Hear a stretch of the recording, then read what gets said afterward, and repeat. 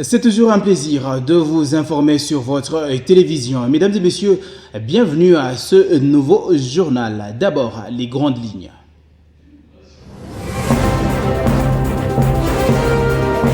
À la une de ce journal, c'est un moment historique pour la République démocratique du Congo qui a vu Thérèse Kayikwamba, ministre des Affaires étrangères, présider le débat général aux assises de la 80e session de l'Assemblée générale de l'ONU. À la tribune de la présidence de l'Assemblée, Thérèse Kayikwamba a assuré la police de prise de parole de plusieurs personnalités.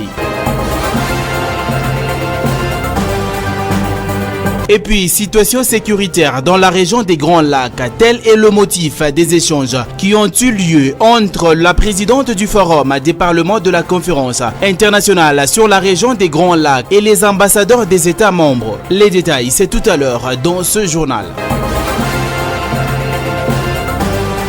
En ce jour en République démocratique du Congo, le président du Parlement angolais a été reçu par son homologue Jean-Michel Samalou Kondé. Objectif, redynamiser les activités du Forum de Parlement des pays membres de la conférence internationale pour la région des Grands Lacs. Enfin, prenant part à la célébration du 10e anniversaire du Fonds sur l'initiative pour la forêt de l'Afrique centrale, CAFI en sigle à New York, Marie Nyangendambo pense qu'il est plus que temps de renforcer la gouvernance du Fonds sur l'initiative pour la forêt de l'Afrique centrale en vue de réduire l'écart entre les fonds décaissés et les réalisations auprès des vrais bénéficiaires. Mesdames et messieurs, voilà l'ossature de votre journal. Place à présent au développement des titres. Bienvenue.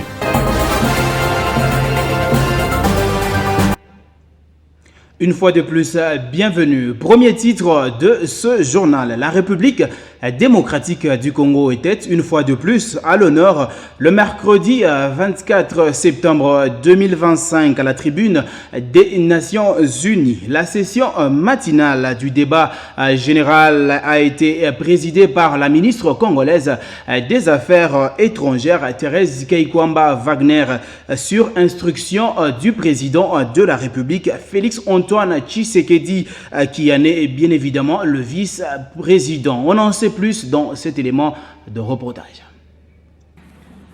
L'Assemblée va entendre l'allocution de son Excellence, M. Volodymyr Zelensky, président de l'Ukraine. Je prie le protocole de bien vouloir accompagner son Excellence que j'invite à prendre la parole devant l'Assemblée. Plus qu'un honneur personnel, c'est un symbole de fierté pour la République démocratique du Congo. Ce mercredi matin, au nom du président de la République, Félix-Antoine Tshisekedi Tshilombo, vice-président de cette 80e Assemblée générale, la ministre d'État aux Affaires étrangères, Thérèse Kayikwamba Wagner, a présidé la session matinale du débat général. À la tribune de la présidence de l'Assemblée, Thérèse Kayikwamba a assuré avec autorité et responsabilité la police de prise de parole. C'est donc elle qui a eu le privilège d'inviter et d'accorder la parole tour à tour au roi d'Espagne Philippe VI, au président de l'Ukraine Volodymyr Zelensky, au prince Albert II, souverain de Monaco, ou encore au président de la République islamique d'Iran, Massoud Pezeshkian. Au nom de l'Assemblée générale, je tiens à remercier le roi d'Espagne. Cette image hautement symbolique et historique dénote non seulement de la montée en puissance de la RDC dans les concerts des nations, mais aussi et surtout du leadership visionnaire du président de la République, Félix-Antoine Tshisekedi Tshilombo, dans la reconnaissance de la compétence féminine congolaise. C'est aussi la preuve du respect et de la considération de la République démocratique du Congo au sein de cette institution. Dès janvier 2026, la République démocratique du Congo et son président seront au cœur de décisions du Conseil de sécurité des Nations Unies dans le cadre de la participation de la RDC en tant que membre non permanent du Conseil pour l'exercice 2026-2027. Décidément, la République démocratique du Congo a signé son grand retour. Dans ce contexte, Et puis, signature de 5 mémos d'entente avec les entreprises américaines et celles de la diaspora congolaise regroupées au sein de la FIC à New York en marge de la 80e session de l'Assemblée générale de l'Organisation des Nations Unies. Regardez. En marge de la 80e session ordinaire de l'Assemblée générale de l'ONU à New York aux États-Unis d'Amérique, la RDC, par l'entremise de son ministre du Commerce extérieur, Julien Paluku Kahungia, a signé le lundi 22 septembre 2025 5 mémorandums d'entente avec les entreprises américaines et celles de la diaspora congolaise regroupées au sein du Forum des intellectuels congolais de l'étranger FIC, œuvrant dans plusieurs domaines dont la coopération commerciale, aéronautique, l'inclusion financière, les gaz, les business, consulting et le business education. À cette occasion, le ministre du Commerce extérieur a rassuré ces entreprises de l'amélioration du climat des affaires en RDC et l'accompagnement de l'État congolais, mais aussi des différentes facilités qu'offrent les codes des investissements et les régimes des zones économiques spéciales. Convaincre les investisseurs américains à venir en RDC. Vous savez que les États-Unis avec l'Union européenne pilotent un vaste projet du Coded de Lobito. Mais à côté de ces corridors Lobito, il n'y a pas que des infrastructures. Il y a beaucoup d'autres projets qui doivent accompagner ces corridors, liés notamment à la digitalisation, liés aux infrastructures autres que les routes et les chemins de fer, liés par exemple à l'aviation, liés à la formation de l'élite congolaise, à la formation professionnelle, liés à l'organisation des masses laborieuses à travers des coopératives. Signalons que le ministre du Commerce extérieur fait partie de la délégation qui a accompagné le président de la République Félix Tshisekedi Tshilombo à la 80e session ordinaire de l'Assemblée générale de l'ONU à New York.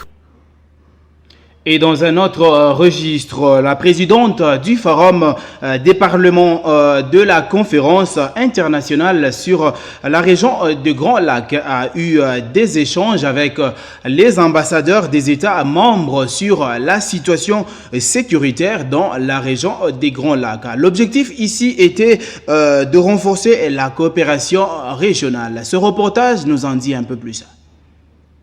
En mission de travail à Kinshasa, la présidente en exercice du Forum des parlements de la CIRGL, Caroline Aserkiera, également speaker de l'Assemblée nationale de l'Angola, a rencontré les ambassadeurs et diplomates des États membres accrédités en République démocratique du Congo. Comme vous le savez, la conférence internationale sur la région des Grands Lacs, c'est la RDC plus 11.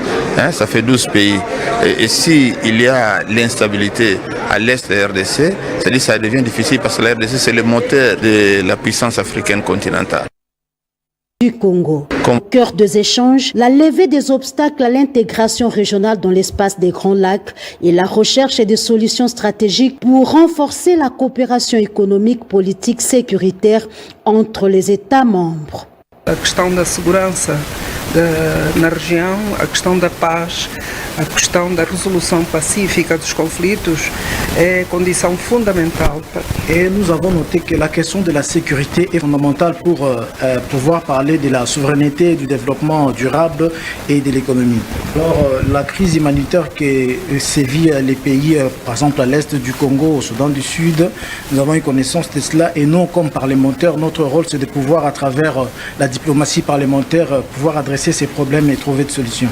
La rencontre se conclut par la signature d'un mémorandum d'attente entre le secrétariat du Forum et l'organisation Oxfam. Objectif, mobiliser un appui financier pour soutenir les activités du Forum. La RDC au cœur de la transition énergétique et de l'économie numérique à l'échelle mondiale. Les atouts indéniables du secteur minier de la RDC étaient au cœur des échanges de haut niveau à la 8e édition de l'USA Africa Business Week à New York. Le ministre de Mines, Louis Watum Kabamba, a représenté la République démocratique du Congo à ses assises.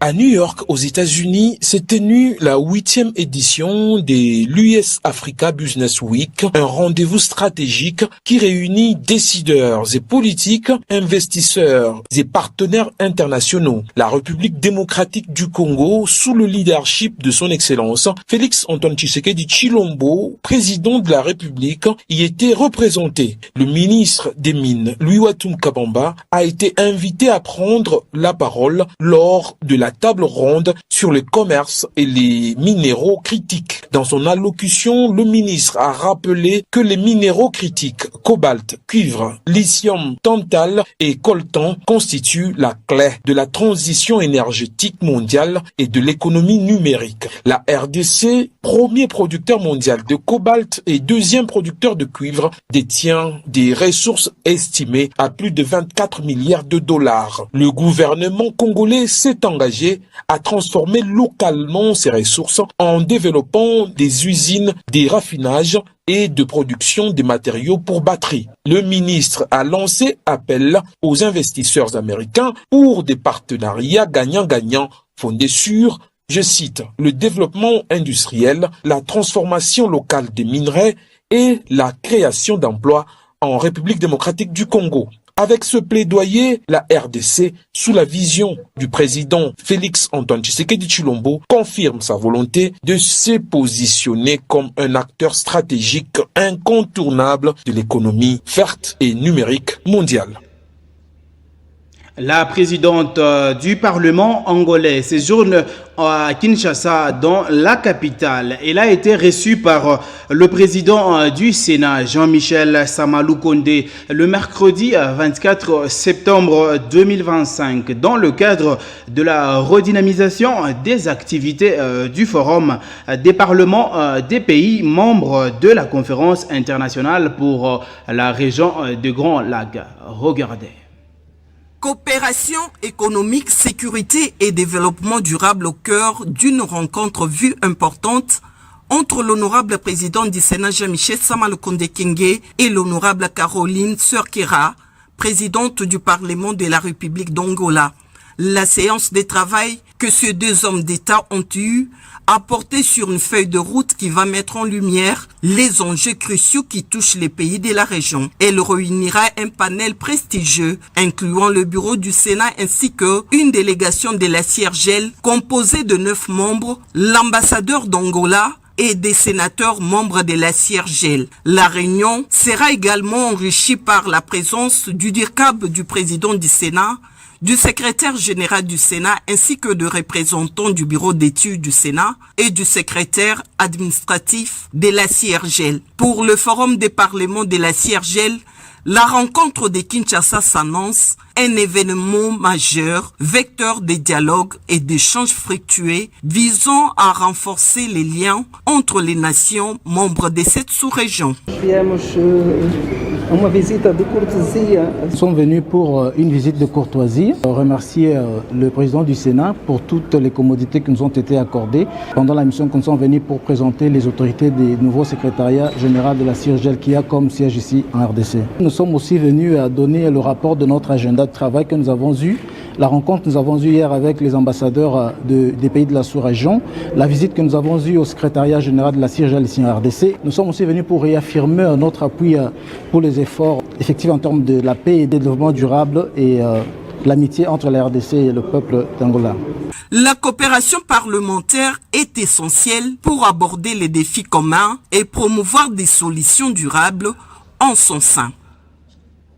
Autre chose, le ministre des Finances et la Société nationale de la loterie Sonal en sigle s'apprête à signer un protocole d'accord pour établir une coopération renforcée donc les secteurs des jeux du hasard d'argent en République démocratique du Congo. Reportage. Les jeux des hasards sont devenus de plus en plus nombreux à Kinshasa et dans les principales villes du pays. Le ministre des Finances, Doudou Fwamba Likunde Libotaï, entend mettre de l'ordre dans ces secteurs en les régulant et les réformant. La Société nationale des loteries Sonal doit être un outil important dans la mobilisation des recettes en vue de financer. En ce moment même, il y a un projet de loi qui a déjà été transmis au niveau du Parlement pour analyse. Ces projets de loi remettent de l'ordre dans les secteurs des jeux et des hasards. Il s'agit d'un projet de loi qui permet à la République de maximiser des recettes, qui permet à la République de protéger les personnes vulnérables, notamment les mineurs. Il s'agit d'une loi qui permet à la République de lutter efficacement contre les blanchiments d'argent, les financements du terrorisme et la prolifération des armes. Tous les participants ont été unanimes afin qu'on puisse la faire aboutir pour le bonheur, pour la réussite, pour notamment permettre au Trésor public de tirer profit des activités qui sont menées dans ces secteurs. Le ministère des Finances et la SONAL s'apprêtent à signer un protocole d'accord pour établir une coopération renforcée dans le cadre de la réforme de ces secteurs si vital pour l'économie nationale.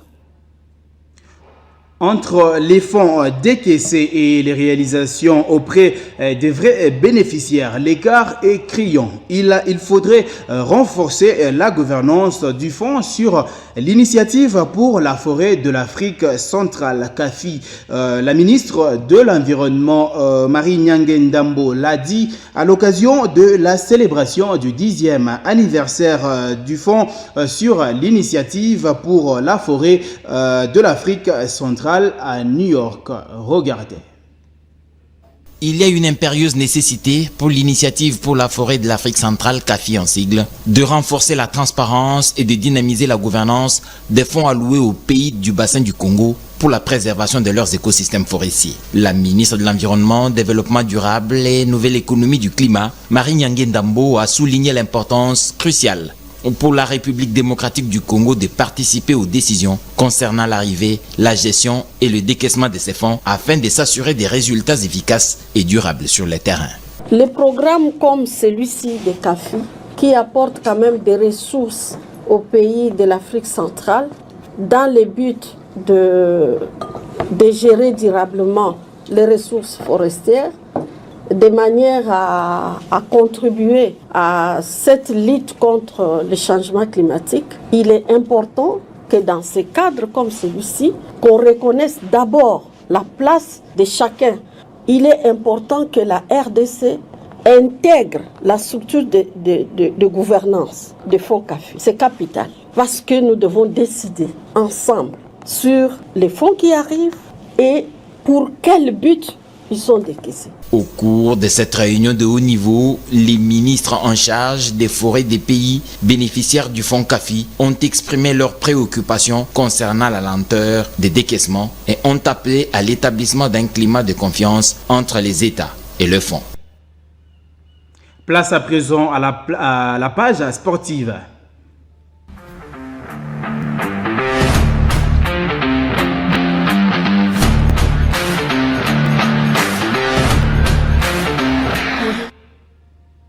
Trois représentants de la République démocratique du Congo aux compétitions interclubs de la CAF vont compétir ce week-end à Lubumbashi. Les cheminots du football club Saint-Éloi Lupopo accueillent dans leur hospitalité les Soudanais d'El Meriek ce samedi 27 septembre au stade Kibasa Maliba pour le compte de la Ligue des champions de la CAF. Tandis qu'au stade tout-puissant Anglebert Mazembe Simba de Kolosi affrontera Jabal du Comore pour le compte de la Coupe de la Confédération. À Kinshasa, dans la capitale, Maniema Union accordera son hospitalité à l'équipe de Pamplemousse. Grégoire Kazuba nous en dit plus dans ce commentaire. Trois clubs représentant la République démocratique du Congo aux compétitions interclubs de la CAF, édition 2025-2026. Entre en danse d'ici week-ends. À Lubumbashi, deux clubs joueront à la maison ce samedi 27 septembre 2025. Le club d'Outre-Tunnel des jaunes et bleus du football club Saint-Éloi Lupopo va jouer au stade Kibasa Maliba. L'équipe soudanaise d'El Meriek, une équipe habituée à jouer les compétitions africaines interclubs de la CAF d'une part, et de l'autre, les cheminots du football club Saint-Éloi Lupopo qui signent leur retour dans la Ligue des champions africaine, plus ou moins 15 ans après. Deux équipes qui seront à leur première fois dans un sparring partenaire. Christian Zéou, analyste sportif, revient sur cette rencontre. Le Popo joue face à une équipe de Al Merek du Soudan qui est déjà habituée avec des matchs amicaux parce que dans son championnat, dans son pays, il n'y a pas de championnat suite à la guerre que tout le monde connaît. Mais c'est une équipe qui a franchi 2 fois le premier tour. En 2023-2024, c'était face à la formation congolaise d'en face des AS Otodoyo du Congo-Brazza. L'équipe avait franchi l'étape pour être éliminée par Young Africans. Et puis, la saison passée, soit en 2024-2025, L'équipe a franchi, après avoir éliminé Al-Nasser de la Libye, Al-Nasser Benghazi de la Libye, mais pour être éliminé au second tour par la formation des Asfar du Maroc. Imaginez déjà que l'équipe est habituée à jouer ce premier tour, à franchir le premier tour. C'est à l'Oupopo de franchir ces tours. Et pour les faire, il faut bien capitaliser les actions pour marquer beaucoup de buts dans les 45 premières minutes et espérer aller tuer les matchs à l'extérieur en Libye. Parce que c'est en Libye que l'Oupopo va jouer le second match. Mais par rapport à ça, je vois une équipe de l'Oupopo avec des joueurs compétitifs, des joueurs coréens qui peuvent apporter leur savoir-faire et prendre les drapeaux de ces cheminots jusqu'à faire flotter au deuxième tour, qui ne sera pas facile visiblement. Ça sera face à la formation d'Orlando Pirates qui est déjà parti en avance. Mais quant à ce match, que Guy Bokassa ne puisse pas se tromper. On n'essaie pas dans des matchs pareils. C'est un match à élimination directe, donc il ne doit pas essayer. Il doit faire. Il est censé de faire pour que les fanatiques, les milliers de fanatiques, les cheminots puissent lui porter le soutien. Sinon, ça sera compliqué. Toujours à Lubumbashi, Simba di Kolwezi, équipe qui va jouer pour la toute première fois de son histoire depuis sa création. La Coupe de la Confédération de la CAF recevra au stade tout-puissant Mazembe Englebert ce samedi 27 septembre 2025. Djabala du Comore, Simba en sa qualité de l'équipe championne du Congo. Édition 2024-2025 sera devant une équipe méconnue. Ces deux clubs n'ont pas une expérience africaine et vont se découvrir pour la toute première fois. L'analyste sportif John Harley Mutombo place un mot Cantas. Ce qu'il y a comme organisation sur le plan jeu du côté Simba, c'est vrai, une équipe qui a un très bel entraîneur, un technicien, un fin technicien qui s'y connaît, qui sait par quoi commencer pour mettre en difficulté l'adversaire. Mais la crainte que moi j'ai, c'est le manque d'expérience. On l'a vu avec la formation des Aigles du Congo. Les Aigles, ils sont venus avec cette fougue, avec le titre de champion de la RDC. Et ils voulaient à tout prix montrer de quoi ils étaient capables. Malheureusement, ils ont péché par leur manque d'expérience. Je crains que l'équipe de Simba ne puisse tomber dans la même baie. Mais on espère tout simplement qu'avec le technicien qui est Daoula Lupemba, je crois que l'équipe de Simba, on va devoir faire un très bon match. Ils ont l'obligation de faire un très bon match parce que déjà c'est une histoire qu'ils vont devoir écrire face à une équipe de Djabal. Une équipe, c'est vrai, qui n'est pas aussi si flamboyante que celle-là, parce qu'on sait déjà que le Soudan et le Soudan du Sud, il n'y a pas grand championnat qui se joue, mais nous on a un championnat, Simba quand même, c'est un champion du Congo. Alors que dans la capitale Kinshasa, au stade des Martyrs de la Pentecôte, les Kambelembele de Maniema Union de Kindu affronteront ce week-end 27 septembre 2025 l'équipe de Pamplemousse en prélude des préliminaires de la Coupe de la Confédération de la CAF. À cette occasion, John Harley Mutombo y revient. Mais du côté de Maniema Union, moi je crois que Maniema Union a tous les atouts possibles. Il s'habitue un peu à l'Afrique, on peut le dire comme ça. Maniema Union s'habitue à l'Afrique. L'équipe des Pamplemousse, une très belle équipe, ça il faut qu'on se le dise, une très belle équipe avec très beaux joueurs, les joueurs qui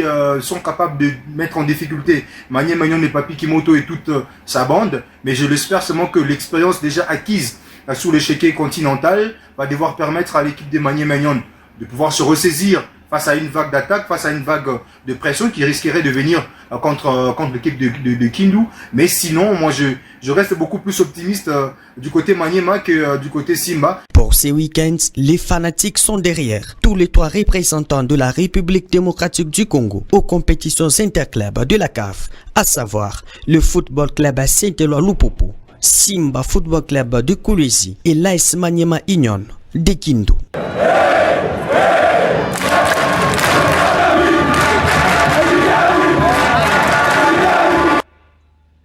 Et donc, bonne prestation à toutes ces équipes qui représentent la RDC aux interclubs de la CAF. L'actualité en dehors de nos frontières.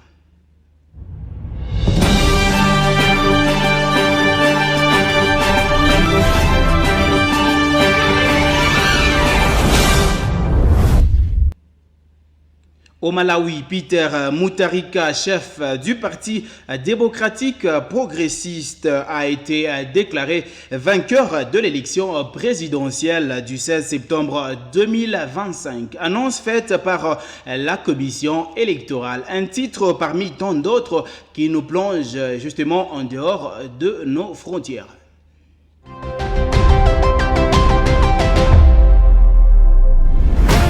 Bienvenue à cette ronde en international qui s'ouvre par le Malawi. Peter Mutharika, chef du Parti démocratique progressiste, a été déclaré vainqueur de l'élection présidentielle du 16 septembre 2025, a annoncé la commission électorale. L'ancien président a obtenu un large avantage sous les présidents sortants, Lazarus Chakwera, soit 57% de voix contre 33%. Chakwera a immédiatement reconnu sa défaite plus tôt dans la journée. Cette annonce marque un retour politique majeur pour Mutharika, âgé de 85 ans. Cet homme a été président de 2014 à 2020, date à laquelle il avait aussi été largement battu par Lazarus Chakwera. Les désormais nouveaux présidents héritent d'une économie en profonde crise, avec une grave pénurie de carburant et des devises étrangères dans cet état sous-développé d'Afrique australe. Le taux d'inflation officiel est proche de 30%. Un poulet congelé dans un supermarché de la capitale, Lilongwe, coûtant environ $20 dans un pays où la plupart des gens vivent avec $2 par jour au mois. La prestation de serment devrait avoir lieu 7 jours après la proclamation des résultats, selon la commission électorale. Et puis, la Guinée a adopté une nouvelle constitution au sortir du scrutin référendaire qui s'est tenu dimanche. 89,38% d'électeurs ont voté oui pour le projet de constitution, avec un taux de participation de 86,42% sur les 6,7 millions d'inscrits, selon les ministres de l'administration territoriale, Ibrahima Khalil Condé. Le nouveau texte devrait ouvrir la voie au chef de la junte, Mamadi Doumbouya, de se présenter aux prochaines élections prévues en décembre 2025. Même si le chef de la junte a toujours pas encore annoncé officiellement sa volonté de briguer un mandat présidentiel. Les résultats publiés mardi en fin de journée restent encore à être confirmés par la Cour constitutionnelle. Mamadi a pris le pouvoir le 5 septembre 2021 après le coup d'État qui renversait le président Alpha Condé. C'était le 8e putsch qui intervenait en Afrique de l'Ouest et l'Afrique centrale dans la période de 2020 et 2023. Le premier ministre guinéen Amadou Ouri Ba a déclaré aux journalistes mercredi que les résultats en faveur de la nouvelle constitution représentaient un mandat de confiance et ouvraient la voie à un retour à un régime civil. Et pour finir cette rencontre internationale, l'Italie a envoyé une frégate au secours de la flottille humanitaire en retour pour Gaza, chargée de vivres et médicaments de première nécessité destinés à la population de l'enclave palestinienne sous blocus israélien. Ces embarcations auraient essuyé de tirs de drones, selon le journaliste présent. Mercredi, le ministre italien de la Défense, Guido Crosetto, a condamné l'acte contre le convoi global Soumoud en partance de la Grèce pour Gaza. Rome a annoncé l'envoi d'un navire de guerre à proximité afin de protéger la flottille dont Israël accuse les occupants de complicité avec les Hamas. Sur les réseaux X, Israël, pour son ministère des Affaires étrangères, a déclaré prendre les mesures nécessaires pour arrêter le convoi si celui-ci n'accepte pas la proposition de décharger l'aide dans un port israélien. C'est par cette note qui prend fin cette page en international. Merci pour votre attention.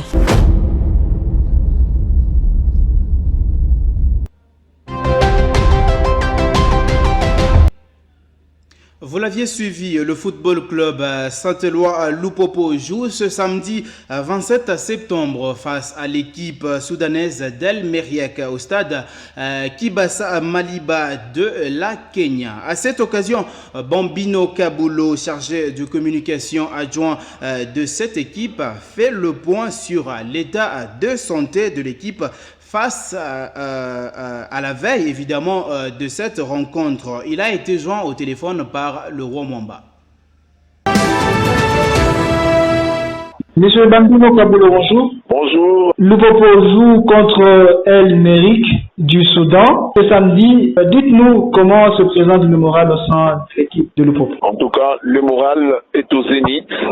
Les athlètes sont très confiants, les staffs techniques d'eux-mêmes et le fanatique se prépare un engouement digne du rang pour vous dire tout simplement que Lupopo est prêt pour affronter l'équipe soudanaise d'El Meriek. La majorité des joueurs de Lupopo sont nouveaux dans le club et ils seront à leur première fois de jouer la Ligue Champion de CAF. Cela a affecté l'équipe. Pour la première fois jouer les interclubs africains, il y en a de l'expérience dans cette équipe d'IFC Saint-Éloi Lupopo qui ont joué la Coupe de la Confédération et qui ont déjà joué la Ligue des Champions et qui jouent également dans différentes équipes nationales. Donc c'est un mélange homogène dans cet effectif d'IFC Saint-Éloi Lupopo. Et voilà que nous ne craignons rien. Nous sommes prêts à affronter l'adversaire en face et ils ont été préparés pour ça sur tous les plans physiques, les plans techniques, les plans tactiques, le plan mental, ils sont très bien préparés. La raison pour laquelle vous aviez vu le Popo organiser un match amical contre l'AS Simba, un autre Africain, et devant le public, pourvu que nos joueurs puissent quitter cette frayeur pour affronter dans n'importe quelle circonstance l'adversaire qui sera devant eux. Que peuvent être les forces de Lupopo pour remporter cette rencontre? Les forces de Lupopo, c'est effectif. Nous ne pouvons pas aujourd'hui, c'est l'attaque, c'est le milieu, c'est la défense, ce sont les ailiers, ce sont les couloirs. Non, c'est tout l'effectif de Lupopo. Raison pour laquelle vous verrez ensemble avec nous que lors des préparatifs, quand on livrait des matchs amicaux, où tout le monde pouvait marquer, tout le monde pouvait défendre et tout le monde est dans l'équipe. Donc c'est un collectif. Les forces de Lupopo, c'est son staff technique, c'est son effectif, c'est ses dirigeants, c'est ses fanatiques, c'est ça la force de Lupopo en bref. Et en parlant même des fanatiques, c'est quoi le message que vous pouvez lancer? Aux fanatiques, nous leur demandons d'être en ordre, c'est-à-dire de payer les billets d'accès au stade. Payer son billet vous donne l'accès au stade, d'être discipliné, d'encourager leur club jusqu'à la dernière minute, quelle que soit la situation. Nous connaissons bien sûr que oui, un match de football a 3 résultats, un nul, une victoire, une défaite, mais pour nous, nous nous assignons le devoir de gagner en avance et aller tutoyer l'équipe soudanaise à Benghazi la semaine prochaine pour arracher notre qualification. C'est-à-dire, tunabalomba bafanatique bote, banavala tu varezi ya jaune bleu, banakuya mu discipline. Hakuna vile vya unafika pa mulango, mienjo, unauza bie yako, unafika pa mulango batakupitisha, usha kuvala jaune bleu yako, unaikala na tutaanza kuikaria mustad ile kote ya bale banasemaka ni kote yabo. Mais stade ile siku ni yetu sheba Lupopo.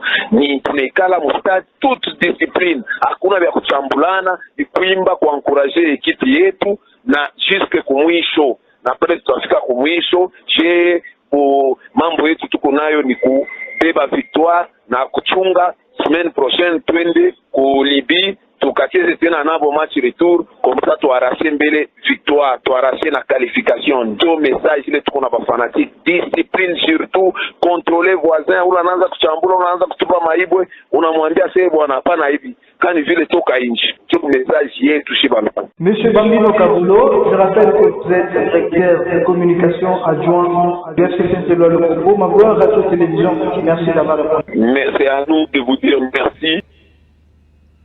Votre fidélité, notre motivation. Mesdames et messieurs, ce journal est complètement terminé. Merci à vous de l'avoir suivi. Restez en paix, en compagnie de nos programmes.